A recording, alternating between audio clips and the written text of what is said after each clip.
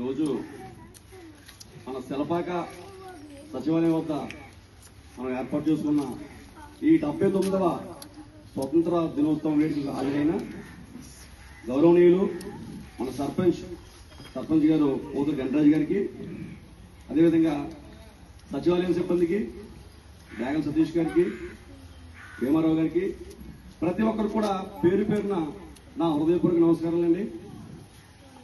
ఈరోజు మన భారతదేశం 79వ స్వతంత్ర దినోత్సవాన్ని జరుపుకుంటుందండి. మరి భారతదేశ చరిత్రలోనే ఈరోజు మర్చిపోలేని రోజుగా మనందరూ గుర్తుపెట్టుకోవాలి. బ్రిటిష్ వారి యొక్క పరిపాలనలో దాదాపు 2 శతాబ్దాల పాటు పోరాటం చేసి ఎందరో మహానుభావులు ప్రాణత్యాగాలు అనంతరం మనకి స్వతంత్రం వచ్చిందండి.